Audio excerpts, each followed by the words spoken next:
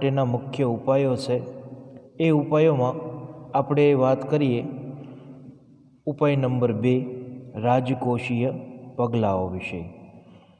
રાજકોષીય નીતિ જે છે એટલે શું? સૌથી પહેલાં તો આપણે એ જે બાબત છે એને આપણે જાણી લઈએ।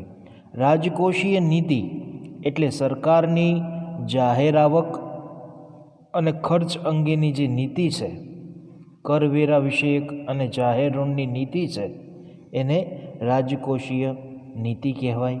એટલે કે સરકારની જાહેર આવક અને ખર્ચ અંગેની નીતિ એટલે રાજકોષીય નીતિ, બરાબર। અથવા રાજકોષીય નીતિ એટલે સરકારની જાહેર આવક ખર્ચ અંગેની નીતિ ઉપરાંત કરવેરા વિષયક અને જાહેર ઋણની નીતિ એટલે રાજકોષીય નીતિ।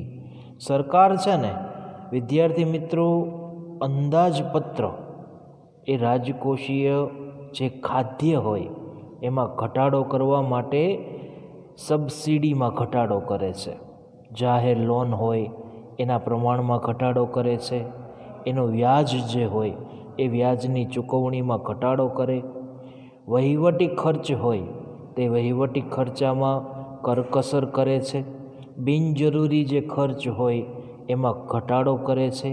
તો આવા કેટલાક પગલાઓ સરકાર રાજકોષીય પગલાઓ તરીકે અહીં જાહેર કરે છે। તો અહીં એક ચિત્ર પણ તમને આપ્યું છે, જો ટેક્સનું એક આ ચિત્ર છે, બરાબર। તો જે વ્યક્તિની આવક 2,50,000થી વધારે છે વર્ષે, એ વ્યક્તિએ ટેક્સ ભરવો પડે છે, બરાબર છે। તો ખાસ રાજકોષીય નીતિ એ સરકારની જાહેર આવક અને ખર્ચ અંગેની નીતિ છે, કરવેરા વિષયક અને જાહેર ઋણની નીતિ છે, બરાબર। આગળ વાત કરશું આપણે તો સામાન્ય રીતે સરકાર છે ને એ અહીંયા પ્રત્યક્ષ કરવેરાઓ એના પ્રમાણમાં અને વ્યાપની અંદર વધારો કરે છે।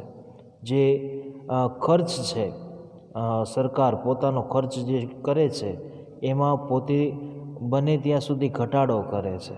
વહીવટીય ખર્ચ હોય તો એમાં પણ કરકસર કરે છે, બિનજરૂરી ખર્ચ હોય તો એમાં પણ ઘટાડો કરે છે, કેટલીક નિકાસ જે થતી હોય તે નિકાસની બાબત ઉપર નિયંત્રણ મૂકવામાં આવે છે, આયાત જે થતી હોય ઊંચા ભાવે એ આયાતના દરમાં જકાત નાખી એ વસ્તુઓને મોંઘી કરે છે, જેથી કરીને લોકો એની ઓછી ખરીદી કરે અને આયાત છે એની ઉપર આપણે કંટ્રોલ કરી શકીએ અથવા તો ઘટાડો કરી શકીએ।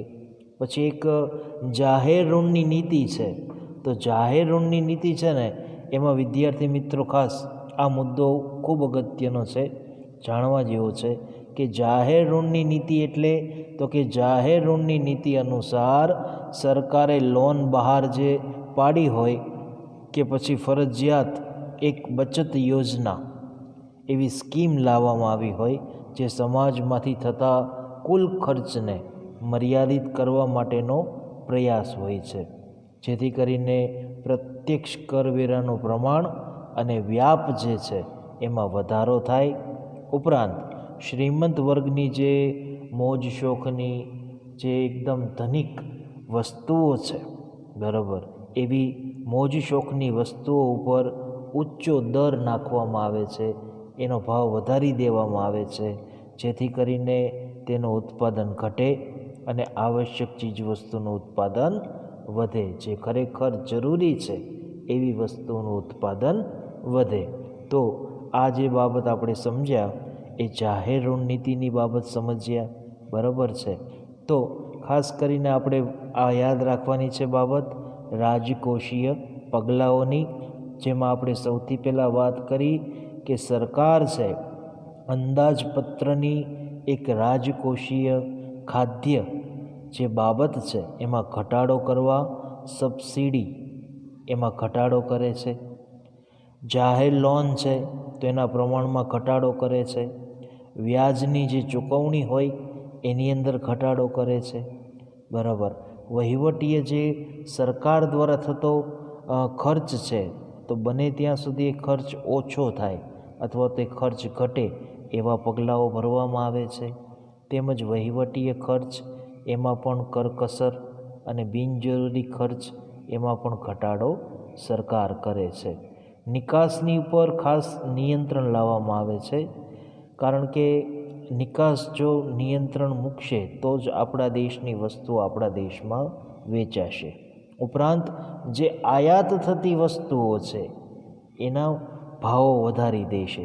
બરાબર, જો એના ભાવો ઊંચો કરી દેવામાં આવશે એટલે આપોઆપ વસ્તુ ખરીદતા લોકો, વિદેશી વસ્તુઓ ખરીદતા લોકો એ ઓછી કરી નાખશે. એટલે આયાત આપણે ઓછી કરવી પડશે. બરાબર, તો અહીંયા આયાત પણ એ રીતે ઘટી જાય છે.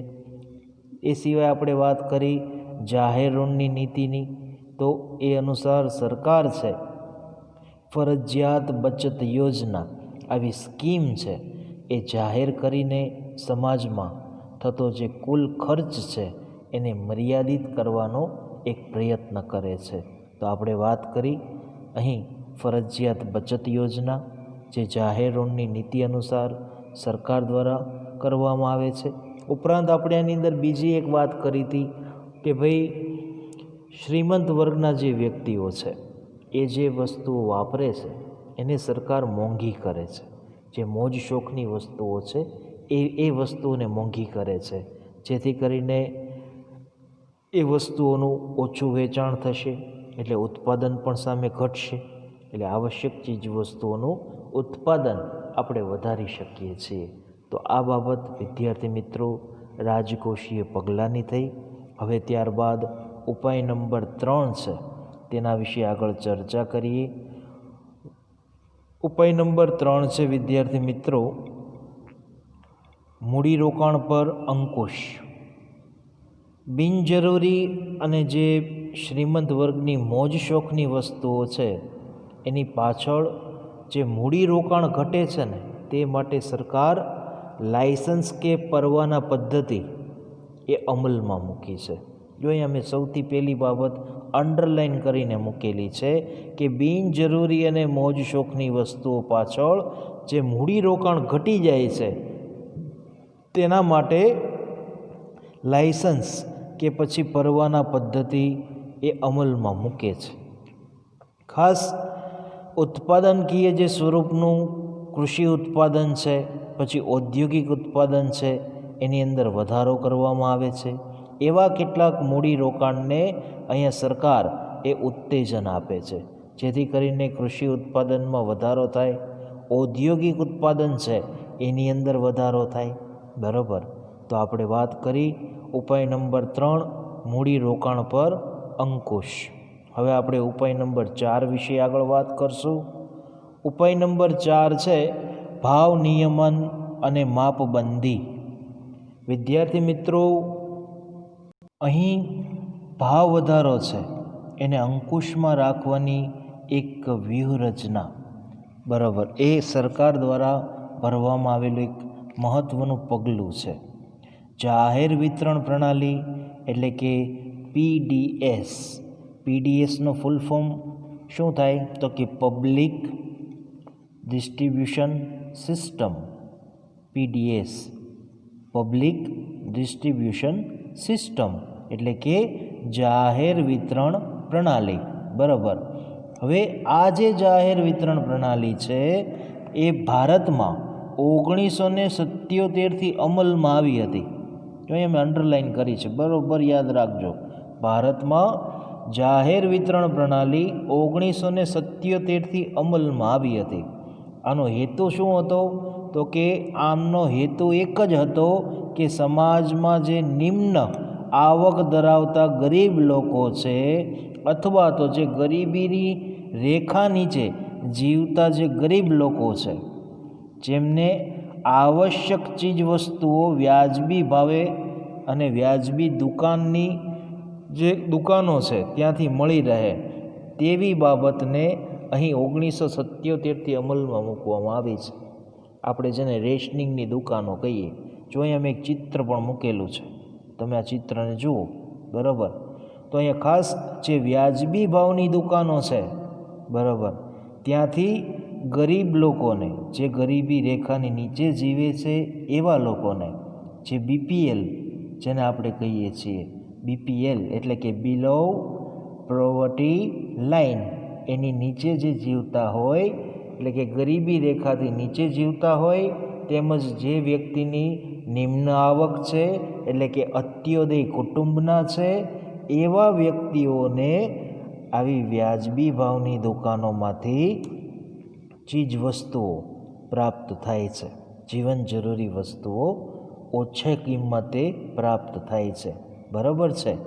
ઉપરાંત આજે દેશમાં અંદાજે 4.92 લાખ વ્યાજબી ભાવની દુકાનો આવેલી છે.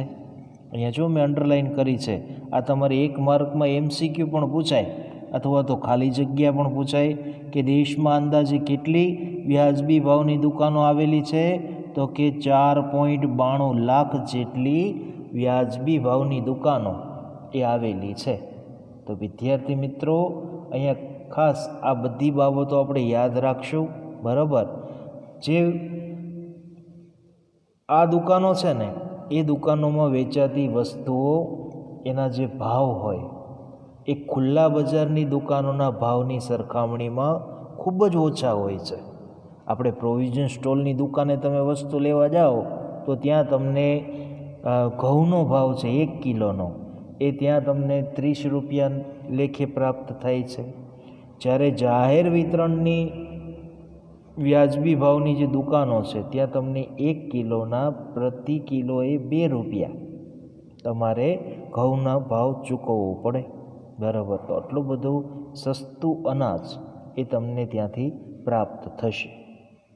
વાસ્તવિક ભાવ અને વ્યાજબી ભાવ એની દુકાનોમાં અહીં વસ્તુના ભાવો છે એમાં તમને તફાવત જોવા મળશે. શું કામ તફાવત જોવા મળશે? તો કે એ જે કિંમત છે એ કોણ ચૂકવે છે? સરકાર ચૂકવે છે. બરાબર. તો આ જે સરકારે ચૂકવેલી રકમ છે ને, એને શું કહેવાય? સબસિડી કહેવાય. શું કહેવાય છે? સબસિડી. બરાબર.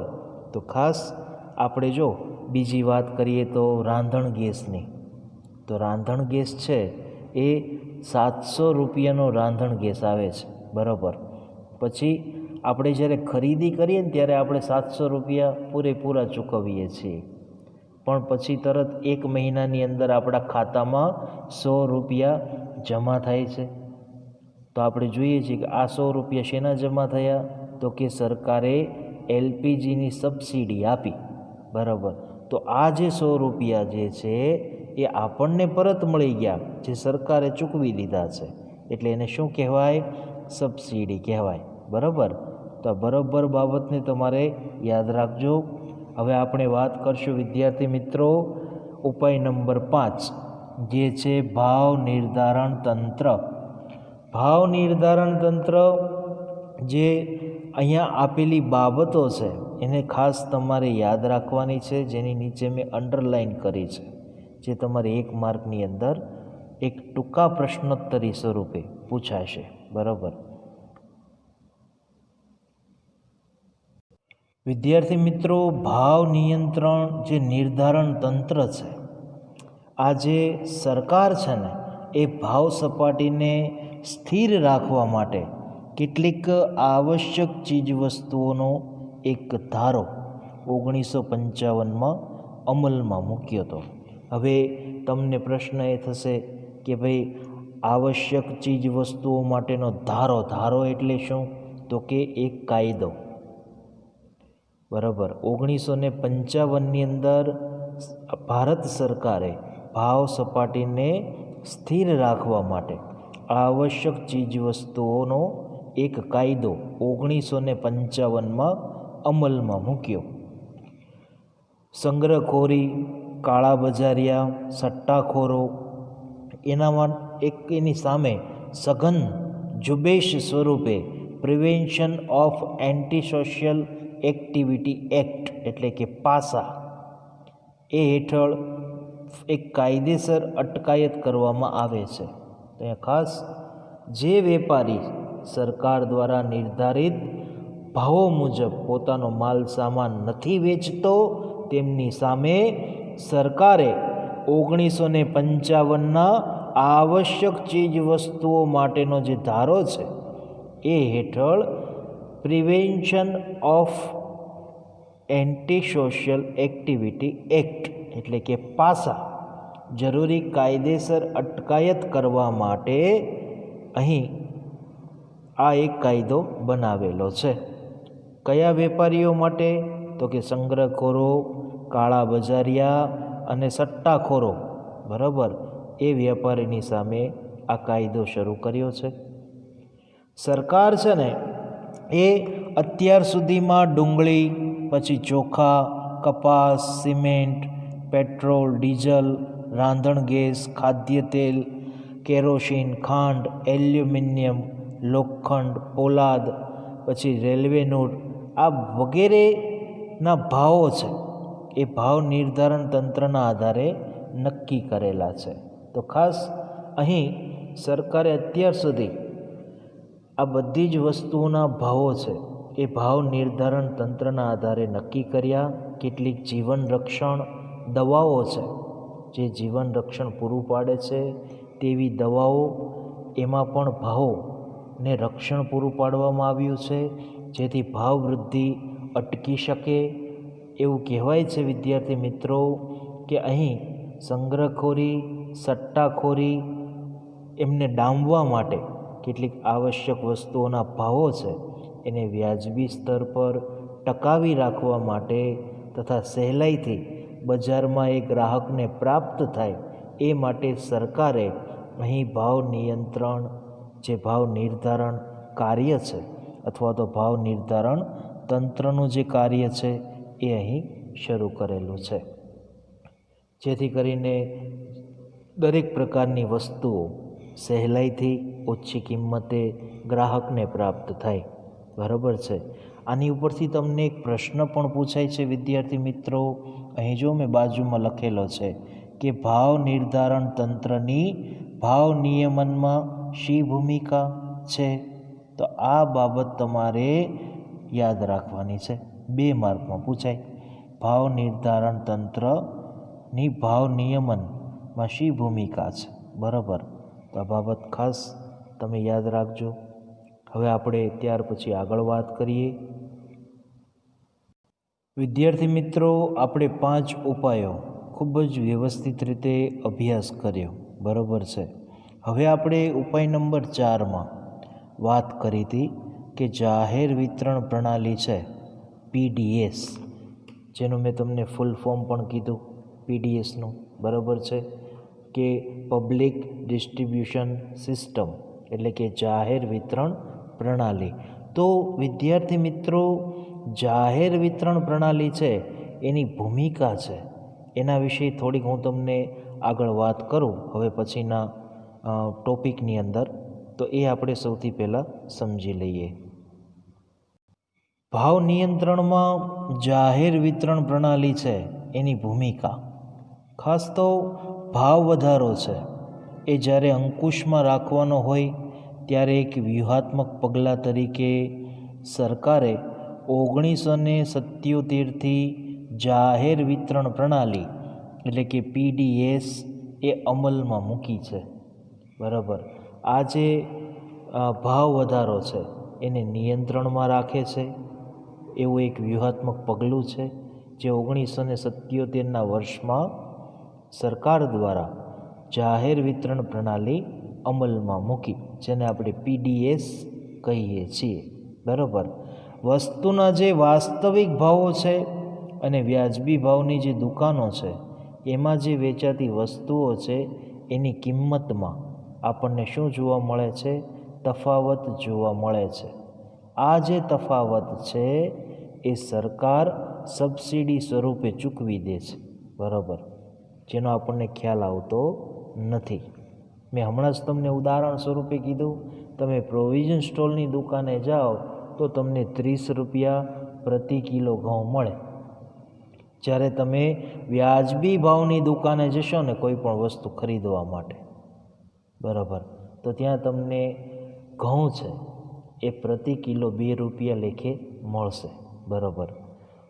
આગળ વાત કરશું ઉત્પાદકો અને વેપારીઓ સંગ્રહખોરી કેટલીક ચીજવસ્તુઓની કૃત્રિમ અછત છે એ ઊભી કરે છે. કાળા બજાર કરી મન ફાવે તેવા ભાવો છે એમાં વધારો કરે છે. તેના પર જાહેર વિતરણ પ્રણાલી છે એ શું લાવે છે તો કે અંકુશ લાવે છે. અંકુશ એટલે નિયંત્રણ લાવે છે.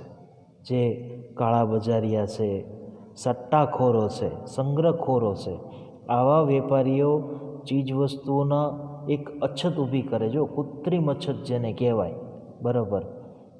આમ આપણે કહીએ ને કે ભાઈ ડુંગળી વેચાતી હોય સતત સસ્તા ભાવે અને અચાનક જ ડુંગળી છે એનું વેચાણ બંધ થઈ જાય બજારની અંદર, અને આપણે જ્યારે કહેવામાં આવે વેપારી દ્વારા કે ભાઈ ડુંગળી છે એનું ઉત્પાદન થયું જ નથી, બરાબર. તો એક કૃત્રિમ અછત, અચાનક જ કોઈ વસ્તુ બજારમાં વેચાતી બંધ થઈ જાય અને આપણે એનો જ્યારે વિરોધ કરવામાં આવે છે લોકો દ્વારા, ત્યારે અઠવાડિયે કે 10 દિવસે પછી જ્યારે એને એ વસ્તુ વેચવા માટે બજારમાં આવે ત્યારે એનો ભાવ હોય એના કરતાં 2 ગણો થઈ ગયો હોય છે, ઊંચી કિંમત થઈ ગઈ હોય છે. તો એ બાબતને અહીંયા નિયંત્રણમાં રાખવા માટે જાહેર વિતરણ પ્રણાલી PDS પબ્લિક ડિસ્ટ્રીબ્યુશન સિસ્ટમ એ સરકાર દ્વારા 1977ના વર્ષની અંદર જાહેર કરવામાં આવી છે. હવે આપણે વિદ્યાર્થી મિત્રો ગ્રાહક જાગૃતિ ઝુંબેશ તેના વિશે આગળ વાત કરશું, જેને આપણે કહીશું જાગો ગ્રાહક જાગો. ગ્રાહક જાગૃતિ ઝુંબેશ છે જેમાં આજે દરેક વ્યક્તિ કોઈને કોઈ રીતે ગ્રાહક છે, આપણે જાણીએ છીએ.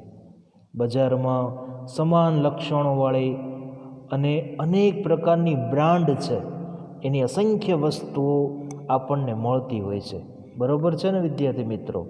તો આ બધી જ વસ્તુઓની વિવિધતાઓ અને વિકલ્પોવાળી અનેક ઉપયોગીવાળી જે વસ્તુઓ છે એના અંગે અભણપણું અને અજાગૃતતા એ ગ્રાહકોને સંપૂર્ણપણે જ્ઞાન કે જાણકારી હોતી નથી. અને જ્યારે જ્ઞાન કે જાણકારી ન હોય ત્યારે ઉત્પાદક અને ગ્રાહક આ બંને વચ્ચે આવેલા જે અનેક પ્રકારના વચેટિયાઓ છે એ વચેટિયાઓ ગ્રાહકોનું અલગ અલગ રીતે શોષણ કરે છે, બરાબર.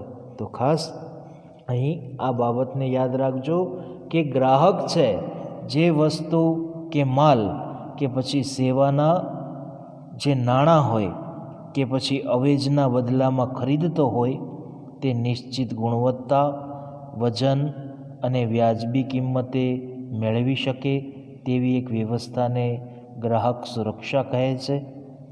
ગ્રાહક સુરક્ષા એક ગ્રાહક જાગૃતિની ઝુંબેશ છે. આપણે હંમેશા એક ગ્રાહક તરીકે, કસ્ટમર તરીકે એવી જ વસ્તુઓ ખરીદવી જોઈએ જે ગુણવત્તાવાળી હોય, વજનમાં બરાબર હોય, વ્યાજબી કિંમતવાળી હોય, બરાબર. આ તો પહેલાં જેવું છે, સોનું ખરીદવા જઈએ ત્યારે હોલમાર્કની નિશાની ન જોઈએ, ખરેખર હોલમાર્કવાળું જ સોનું ખરીદવું જોઈએ, બરાબર. ગ્રાહક સુરક્ષા છે ને એ ગ્રાહક જાગૃતિની એક ઝુંબેશ છે. ગ્રાહક જાગૃતિ માટે અને એના અંગે ખાસ અમેરિકામાં એક રાલ્ફ નાડરે ગ્રાહકવાદની એક ચળવળ છે એ ઉપાડેલી હતી. વર્ષો પહેલાં અમેરિકાની અંદર રાલ્ફ નાડર થઈ ગયા.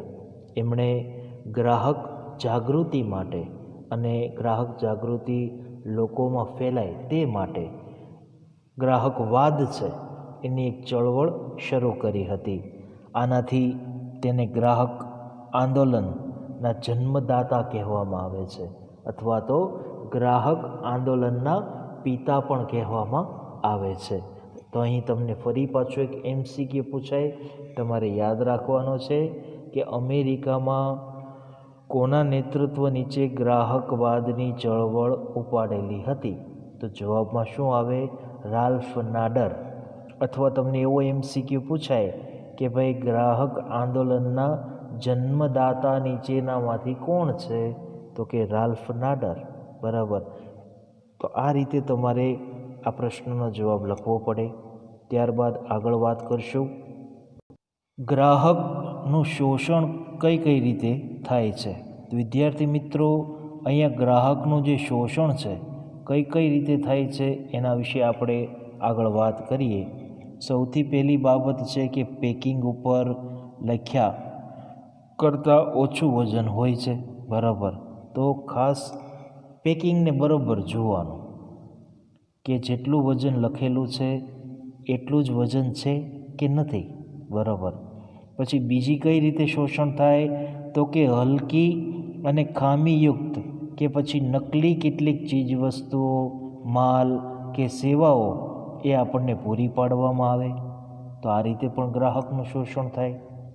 ત્રીજી વાતને યાદ રાખશો, છાપેલી કિંમત કરતાં જ્યારે વધુ કિંમત આપણી પાસેથી વસૂલી લેવામાં આવે ત્યારે પણ ગ્રાહકનું શોષણ થાય છે. ચોથી બાબતને યાદ રાખશો કે આરોગ્યની સામે જ્યારે જોખમ ઊભું થાય છે કે પછી હાનિ થાય, નુકસાન થાય તેવી ભેળસેળવાળી કેટલીક વસ્તુઓ એ પૂરી પાડવામાં આવે, એનું વેચાણ કરવામાં આવતું હોય ત્યારે પણ ગ્રાહકનું શોષણ થયું કહેવાય. પાંચમી બાબતને યાદ રાખશો, લોભામણી કે પછી ભ્રામક એવી જાહેરાતો આપણે ટીવીની અંદર જોઈએ છીએ કે ભાઈ પેલો અભિનેત્ર કે અભિનેત્રી છે, આ વસ્તુની પ્રોડક્ટ એની એડવર્ટાઈઝમાં આવ્યું એટલે મારે પણ આ વસ્તુ લેવા માટે જવી છે. બરાબર. તો ખાસ આવી ભ્રામક કે લોભામણી જાહેરાતો કે એ જે વસ્તુઓ છે એની સાચી પસંદગી કરતી વખતે ખાસ ગ્રાહક છે એ છેતરપિંડીનો ભોગ બને છે. નકલી માલ છે, સામાન છે એ વેચીને કે કૃત્રિમ અછત ઊભી કરીને ગ્રાહકોનું શોષણ થાય છે. તો અહીં વિદ્યાર્થી મિત્રો અલગ અલગ રીતે ગ્રાહકો એનું શોષણ થતું રહે છે. બરાબર. તો ખાસ વસ્તુ ખરીદતા પહેલાં બે બાબતને યાદ રાખવી કે વસ્તુ ડુપ્લિકેટ તો નથી ને. પછી દવા ખરીદો ત્યારે એક બાબત યાદ રાખવી કે દવાની પાછળ એની MRP લખેલી હોય, ઉપરાંત એક્સપાયરી ડેટ પણ લખી હોય છે. બરાબર. તો એક્સપાયરી ડેટ વાંચીને જ હંમેશા દવા લેવી જોઈએ. બરાબર. બીજું એ કે ડાયરેક્ટ મેડિકલમાંથી જ દવા લેવા માટે ન પહોંચી જવું. ઘણા વ્યક્તિઓ શરદી થઈ તો ડાયરેક્ટ મેડિકલમાંથી દવા લઈ આવે છે. એવું નથી કરવાનું. પહેલાં ડૉક્ટર પાસે જવાનું, પછી બિલ લઈને મેડિકલમાં જવાનું, પછી દવા ખરીદવાની અને ત્યારબાદ જોવાનું છે કે એની એક્સપાયરી ડેટ જતી નથી રહીને પછી જ તમે નાણાં ચૂકવો. બરાબર. છાપેલી કિંમત કરતાં વધુ કિંમત ચૂકવતા નહીં. બરાબર. જો ચૂકવશો તો શોષણ થશે. બરાબર. પેકિંગ ઉપર લખ્યા કરતાં ઓછું વજન નીકળે તો પણ શોષણ થવાય. તો આ બધી બાબતો વિદ્યાર્થી મિત્રો ગ્રાહક શોષણ થાય છે એની પાછળની છે. હવે આપણો લેક્ચર અહીં સુધી આપણે રાખીએ છીએ. હવે નેક્સ્ટ લેક્ચરમાં આપણે વિદ્યાર્થી મિત્રો ગ્રાહકનું શોષણ થવાના કેટલાક કારણો છે તેના વિશે આગળ વાત કરશું. તમારું હોમવર્ક તમે નોંધી લો.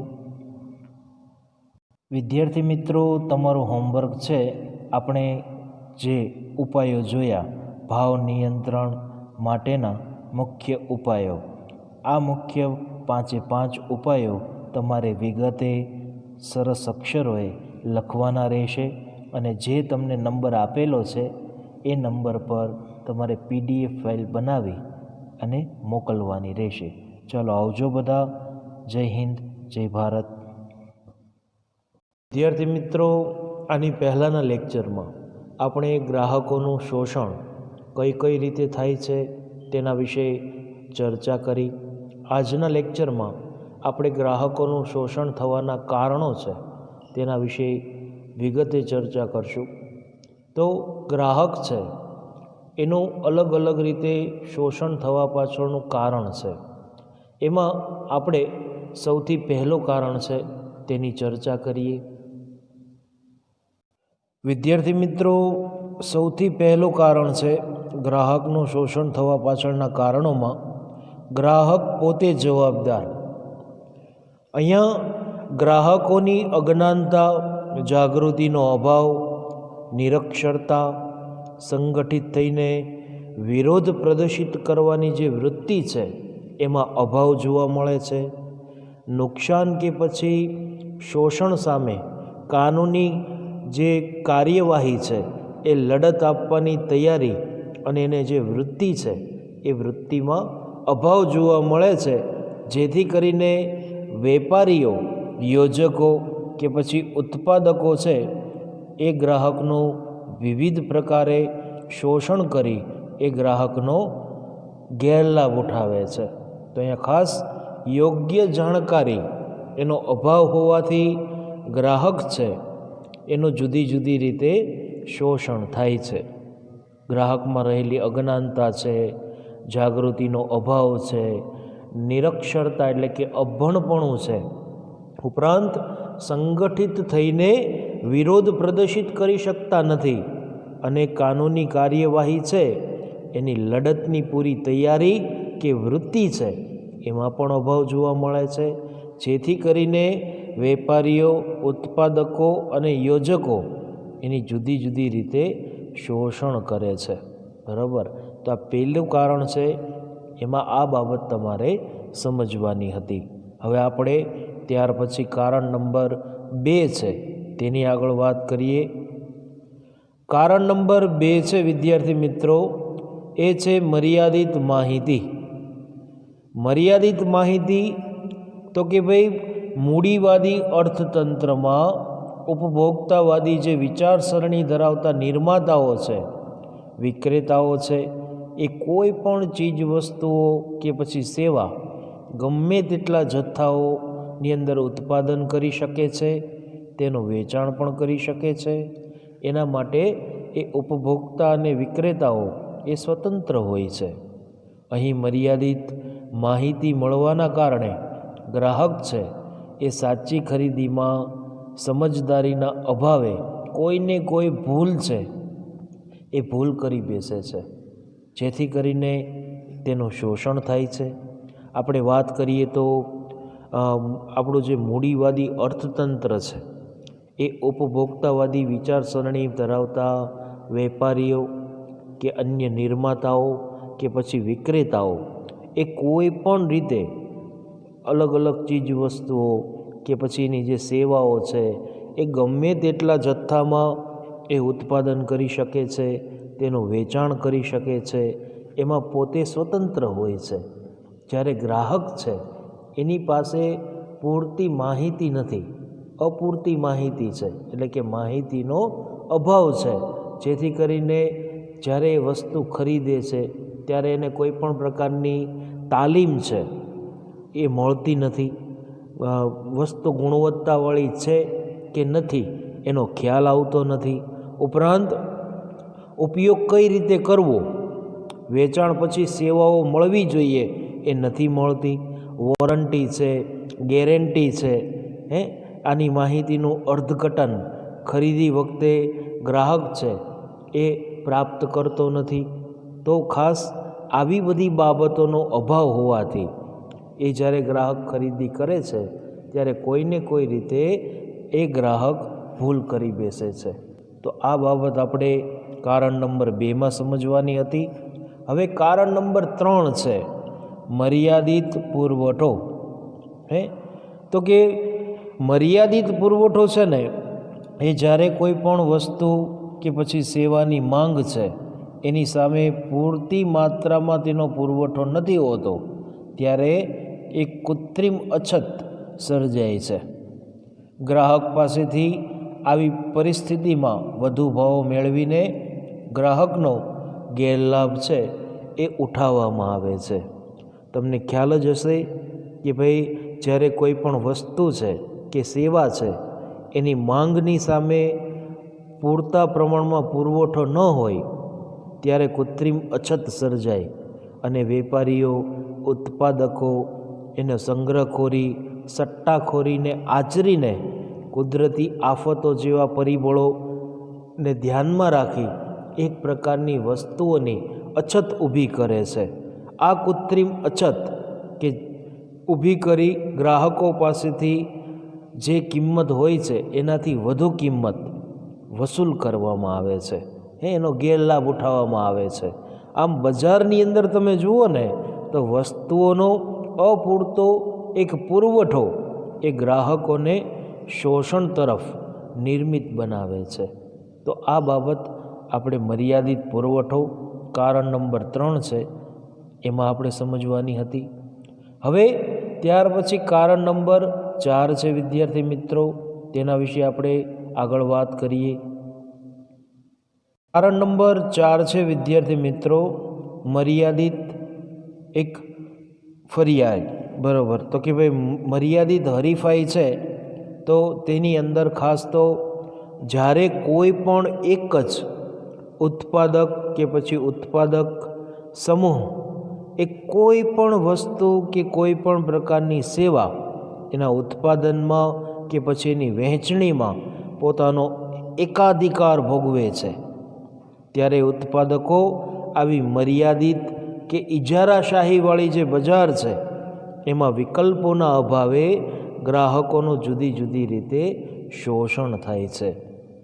જો મેં એક અંડરલાઇન પણ કરી છે એ બાબતને સમજીએ કે જ્યારે કોઈ પણ એક જ ઉત્પાદક કે ઉત્પાદક સમૂહ છે કોઈ પણ વસ્તુ કે પછી સેવા એના ઉત્પાદનમાં કે એની વહેંચણીમાં એકાધિકાર ભોગવે છે. એકાધિકાર એટલે આપણા ગામની અંદર એક જ વેપારી હોય, બરાબર, પછી 7-8 ગામ મૂકી દો પછી પાછો બીજો વેપારી હોય, એટલે ના છૂટકે આપણે આપણા ગામના વેપારી પાસેથી જ વસ્તુ લેવી પડે છે.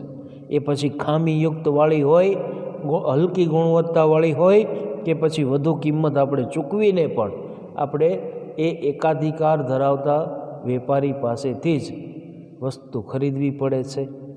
તો ખામીયુક્ત સેવાઓ કે પછી હલકો માલ સામાન ધરાવે છે, બરાબર, આપણને પધરાવે છે.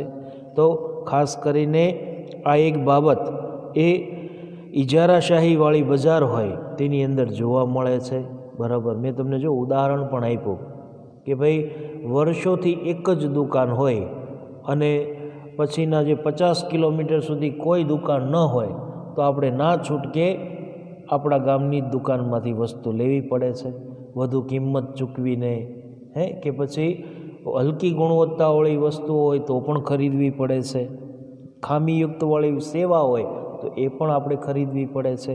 તો આ બાબત છે એ મર્યાદિત હરીફાઈ આ કારણની અંદર આપણે સમજવાની હતી. હવે આપણે વિદ્યાર્થી મિત્રો ત્યાર પછી આગળ વાત કરીએ તો હવે આપણે વાત કરશું વિદ્યાર્થી મિત્રો ગ્રાહકોના હકો અને હિતોના રક્ષણ માટે થયેલા પ્રયત્નો. વિદ્યાર્થી મિત્રો ગ્રાહક સુરક્ષા ક્ષેત્રે ગ્રાહક જાગૃતિ જેને આપણે કહીએ છીએ, ગ્રાહક છે ને એનું આપણે વિવિધ પ્રકારે થતું જે શોષણ છે એની વાત કરી, એના કારણોની વાત કરી. હવે જે આ બાબત છે ગ્રાહક સુરક્ષા ક્ષેત્રે ગ્રાહક જાગૃતિ, એમના હકો અને એમના હિતોના રક્ષણ માટે થયેલા કેટલાક પ્રયત્નો છે તેની વાત હવે આપણે કરશું. ખાસ તો ગ્રાહકોના વિવિધ પ્રકારે શોષણને અટકાવવા અને ગ્રાહકોના અધિકારો અને તેમના હિતોનું રક્ષણ કરવા માટે ગ્રાહકને શારીરિક, માનસિક અને આર્થિક ક્ષેત્રે સુરક્ષા પ્રદાન કરવા માટે અહીંયા એક જરૂરિયાત એ ઊભી થઈ છે અને જરૂરિયાત છે ગ્રાહક સુરક્ષા, ગ્રાહક જાગૃતિ.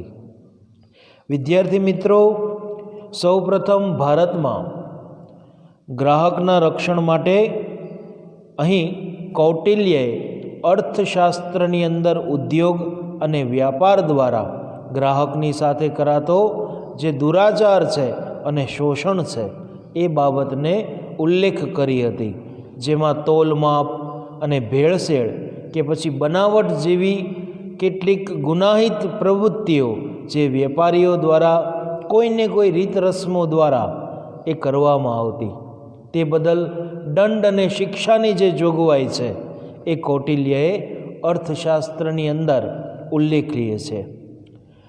ત્યારબાદ આપણે બીજી વાત જો કરીએ તો અમેરિકાના પ્રમુખ જ્હોન ફ્રેન્કલિન કેનેડી તેઓએ અમેરિકાની સંસદમાં 15મી માર્ચ 1962ના રોજ ગ્રાહકોના 4 અધિકારો આપ્યા હતા અને ગ્રાહકના અભિપ્રાયને સાંભળવામાં આવતા નથી તે અંગેની વ્યથા છે એ પણ અમેરિકાની સંસદમાં પ્રગટ કરી હતી. તો આપણે વાત કરી 2, એક કૌટિલ્યની, જેઓએ ગ્રાહકના રક્ષણ માટે અર્થશાસ્ત્રની અંદર જે ભેળસેળ કરતા વેપારીઓ છે, વિક્રેતાઓ છે, જે ગુનાહિત પ્રવૃત્તિ કરનારા વેપારીઓ છે, જે હલકી ગુણવત્તાની વસ્તુઓ વેચે છે, એને શિક્ષા અને દંડ આપવાની વાત આપણે કરી. અને બીજી વાત આપણે કરી અમેરિકાના પ્રમુખ જ્હોન ફ્રેન્કલિન કેનેડી, કે જેઓએ અમેરિકાની સંસદમાં 15મી માર્ચ 1962ના રોજ ગ્રાહકોના 4 અધિકારો એ આપ્યા હતા. અને સાથે એમણે એ પણ બાબત કીધી હતી કે ગ્રાહકોના અભિપ્રાયોને સાંભળવામાં આવતા નથી. આ બાબતને તેઓએ પ્રગટ કરી હતી. હવે વિદ્યાર્થી મિત્રો, આપણે ત્રીજી વાત સમજીએ.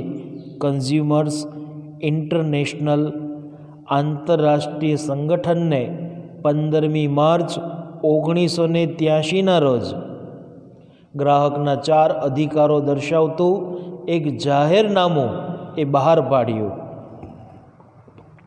તેથી એવું કહેવાય છે કે વિશ્વમાં પ્રત્યેક વર્ષે 15મી માર્ચને વિશ્વ ગ્રાહક દિન અથવા તો વિશ્વ ગ્રાહક અધિકાર દિન તરીકે ઉજવવામાં આવે છે.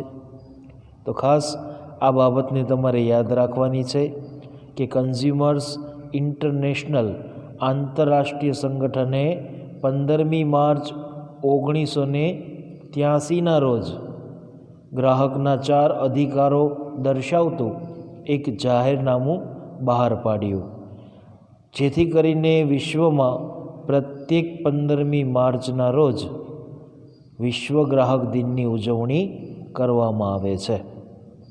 આ સિવાય વિદ્યાર્થી મિત્રો, સંયુક્ત રાષ્ટ્રસંઘ એટલે કે યુનાઇટેડ નેશન્સ, તેમણે 16મી એપ્રિલ 1985ની એક સભામાં United Nations guideline for consumer protection એના ખરડામાં ગ્રાહકોના મૂળભૂત 8 અધિકારો એ ઘોષિત કર્યા. બરોબર યાદ રાખજો કે 16મી એપ્રિલ 1985ની સભામાં યુનાઇટેડ નેશન્સ દ્વારા એક ગાઈડલાઇન્સ ફોર કન્ઝ્યુમર પ્રોટેક્શન એક ખરડો પસાર કરવામાં આવ્યો, જેની અંદર ગ્રાહકો માટે મૂળભૂત 8 અધિકારો એ ઘોષિત થયા. તેના મુજબ એવું કહેવાય છે કે વિશ્વના જે દેશો છે એ દેશો પોતાના દેશના ગ્રાહકો માટે અધિકારો એટલે કે હકો અને હિતોના સંરક્ષણ માટે અસરકારક કાનૂની માળખું ગોઠવવા માટેનું એક ભલામણ છે એ યુનાઇટેડ નેશન્સ દ્વારા કરવામાં આવી.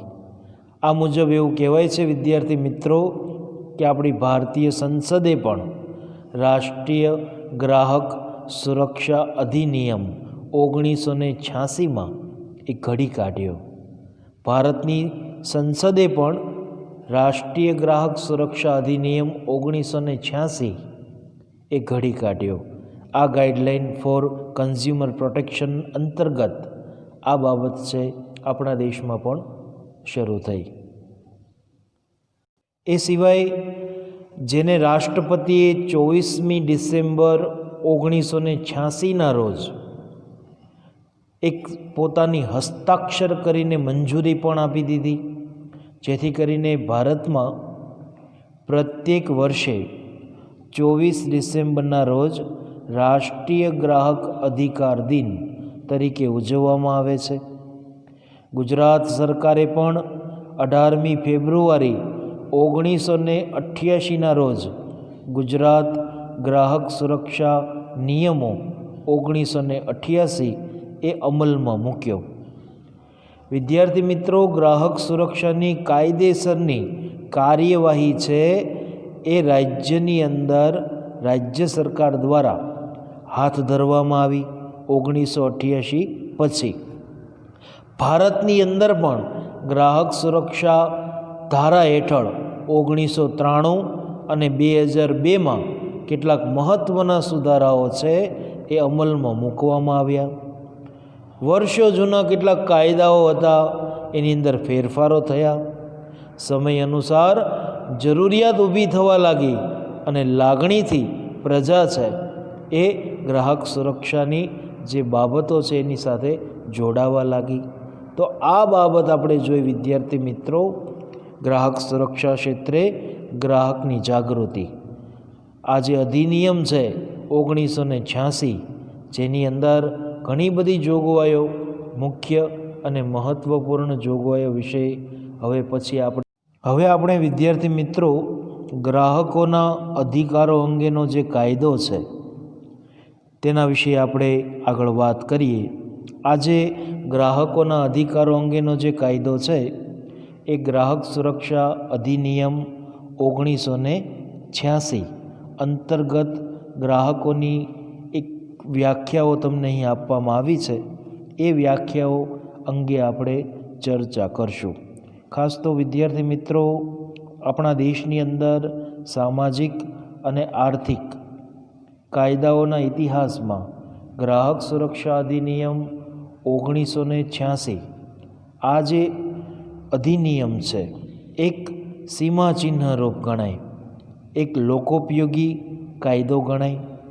ગ્રાહકોના અધિકારો અને ગ્રાહકોના હિતોના રક્ષણ માટે આ અધિનિયમ છે એ ઘડવામાં આવ્યો હતો, જેથી કરીને સૌથી વધારે પ્રગતિશીલ અને સર્વગ્રાહી કાયદો છે એ આપણા દેશની અંદર ગ્રાહક સંબંધિત આપણે ઘડી શકીએ. તો અહીં 2 વ્યાખ્યાઓ છે એના સંદર્ભમાં આપેલી છે, એના વિશે આપણે આગળ વાત કરશું.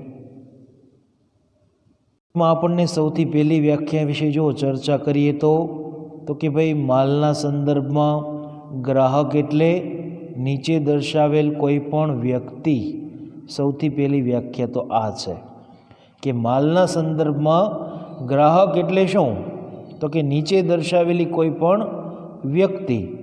હવે જે અવેજ એટલે કે માલ, એના માટે કોઈ પણ પ્રકારની ચૂકવણી કરવામાં આવી હોય અથવા તો ચૂકવણી કરવા માટે વચન આપવામાં આવ્યું હોય કે ભાઈ હું તને 1 મહિના પછી કે 2 મહિના પછી હું તને પૈસા આપી દઈશ, આવું વચન છે એ આપવામાં આવ્યું હોય તો તે અવેજ પેટે, અવેજ એટલે માલ, એ અવેજ પેટે અથવા તો વિલંબિત કોઈ ચૂકવણી થઈ હોય અન્ય કોઈ પદ્ધતિ દ્વારા કોઈ પણ પ્રકારનો માલ છે એ ખરીદવામાં આવેલ જે વ્યક્તિ છે એને ગ્રાહક કહેવાય છે.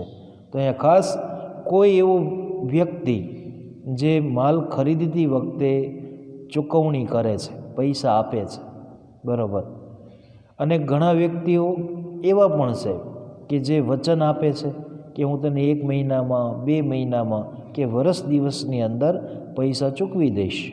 તો અહીં અવેજ પેટે એટલે કે માલના સંદર્ભમાં કે પછી વિલંબિત ચૂકવણી, ઘણી વખત જે વચન આપ્યું હોય કે ભાઈ 1 વર્ષમાં હું તને પૈસા આપી દઈશ, 1 વર્ષમાં તમે ન ચૂકવી શકો તો એને વિલંબિત વચન કહેવાય અથવા તો વિલંબિત ચૂકવણી કહેવાય. કે કોઈ પણ પદ્ધતિ દ્વારા તમે કોઈ પણ પ્રકારનો માલ એ ખરીદો છો એટલે ખરીદનાર વ્યક્તિને શું કહેવાય? તો કે ગ્રાહક કહેવાય, બરાબર. પછી આપણે સેવાના સંદર્ભની અંદર વ્યાખ્યા સમજીએ તો વિદ્યાર્થી મિત્રો, સેવાના સંદર્ભમાં જો સમજીએ તો અહીં આપેલું છે સેવાના સંદર્ભમાં ગ્રાહક એટલે નીચે દર્શાવેલ કોઈ પણ વ્યક્તિ જે અવેજ એટલે સેવા. જો અહીં અવેજને માલના સ્વરૂપમાં લેવામાં આવ્યું છે અને સેવાના સંદર્ભની અંદર અવેજ એટલે સેવા માટે લેવામાં આવ્યું છે. જ્યારે સેવા માટે ચૂકવણી કરવામાં આવી હોય અથવા ચૂકવણી કરવા માટે કોઈ વચન આપવામાં આવ્યું હોય અથવા કોઈ આંશિક ચૂકવણી કરવામાં આવી હોય, એટલે કે અડધા પૈસા પહેલાં આપ્યા હોય અને અડધા બાકી રાખ્યા હોય, એને આંશિક ચૂકવણી કહેવાય, બરાબર. બાકીની જે ચૂકવણી છે એના માટે વચન આપવામાં આવ્યું હોય કે હવે જે પૈસા જે બાકી છે એ હું તને મહિના દિવસમાં કે 1 વર્ષની અંદર હું તને આપી દઈશ, આવું વચન આપવામાં આવે છે. એવા અવેજ પેટે જે સેવાઓ તમે ભાડે લ્યો છો અથવા તો ખરીદો છો, એવા વ્યક્તિને શું કહેવાય છે? ગ્રાહક કહેવાય છે. બરાબર. તો અહીં વિદ્યાર્થી મિત્રો 2 વ્યાખ્યાઓ આપી છે. ગ્રાહક સુરક્ષા અધિનિયમ 1986 અંતર્ગત તેના વિશે આપણે વિગતે ચર્ચા કરી. આપણો લેક્ચર આપણે અહીં સુધી રાખીએ છીએ. હવે નેક્સ્ટ લેક્ચરમાં આપણે ત્યાર પછીનો જે મુદ્દો છે ખૂબ જ અગત્યનો, તેના વિશે ચર્ચા કરશું.